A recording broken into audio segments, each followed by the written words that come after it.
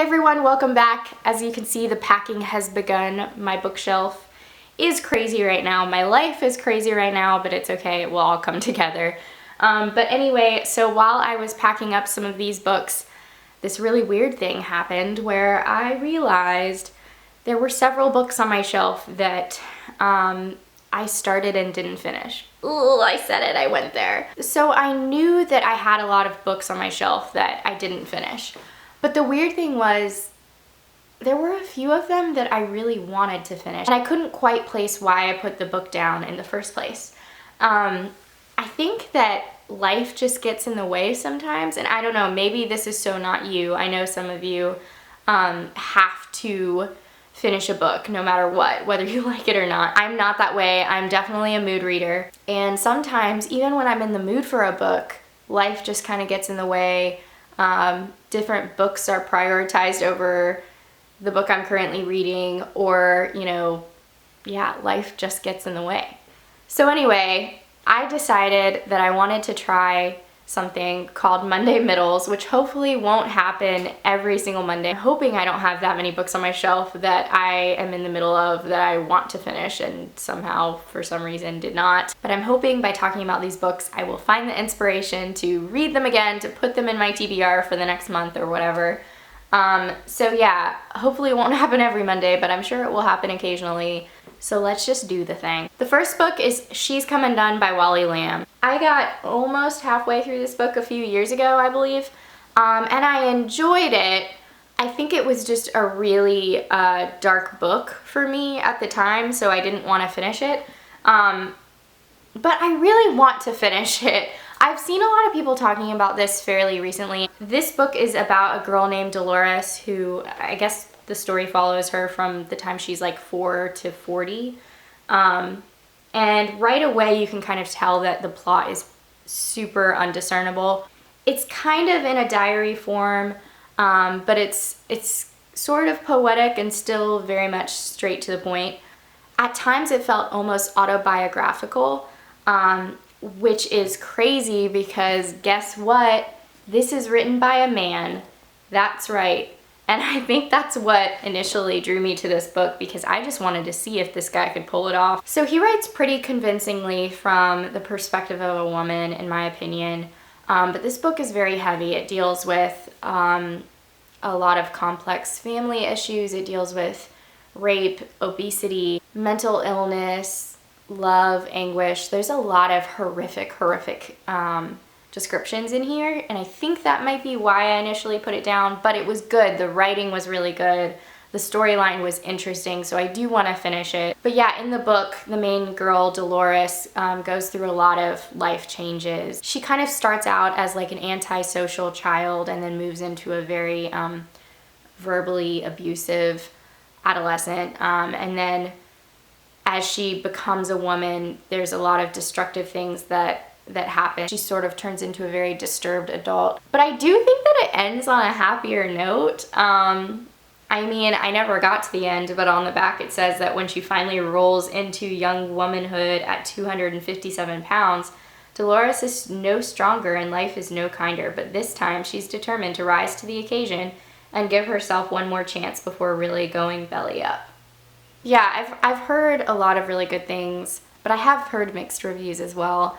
So I have been hesitant to pick it up again, but I want to. I'm gonna do it, guys. I'm gonna do it. The next book that I was kind of in the middle of before putting it down, which I'm sad about, is Me Before You by Jojo Moyes. Jordan from J Bookish talked about this in one of her recent wrap-ups, and it reminded me that I have this book and that I need to finish it because I really enjoyed it. I think I picked this up over Christmas, and so the holidays were crazy with family around and stuff, so I think I put it down and just didn't pick it back up for whatever reason. I think other books were a priority for me at the time. I want to read this book. I've heard really good things, especially recently, so I need to pick it up again. So this book is about a 26-year-old girl named Lou who loses her job at a cafe in England.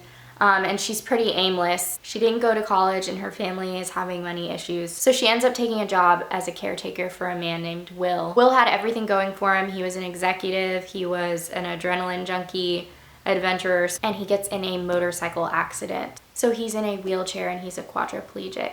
The story is really about kind of how they bump into each other's lives during such a difficult season of life and how they get to know each other. It's not a gushy love story. If you're looking for one, I don't suggest this one. But the writing was really beautiful, and I just know that this is like a roller coaster of emotions, and maybe that's why I put it down. I honestly can't remember. I know it had something to do with a busy time in my life during the holidays or something, but I want to pick this up, so hopefully you'll see this in one of my wrap-ups coming up. The next book I want to talk about is Emma from Jane Austen. That's right, people, I never read this book. I feel like I've picked it up a few times and I really enjoyed it, but for whatever reason something else gets in the way. And I feel a little bit silly even talking about what this book is about because most of you have probably read it. But it's about a girl named Emma who is quite nosy and loves playing matchmaker, from what I've gathered. She kind of loves interfering in people's romantic lives, but she doesn't really have an interest in marriage herself or an interest in finding love. I'd really like to go back through this book and read with more of an analytical approach because I know I have not read any of Jane Austen's books. I know. But I heard that Emma was the best one to start with. But I know that as simple as some things may seem, Jane Austen is really complex and there's a lot of great social commentary. So yeah, I'm gonna do it, guys. I'm gonna do it. I think I was just intimidated by Jane Austen. I never read Jane Austen in high school. I don't know. It just never happened, but it's gonna happen. It's gonna happen, guys. This is my Monday middles where I basically corner myself into reading these books that I want to read. It's weird.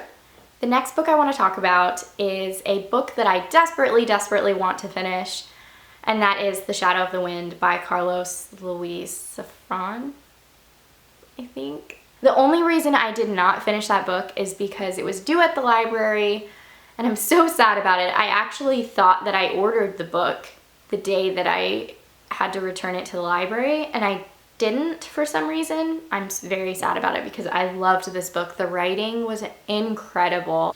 You know those books that are actually so good that you sort of kind of have to like stop and close the book while you're reading and just take a breath, just take a minute to examine things and just have your thoughts, collect them, and then read again. That's kind of how this book was for me. It was so good.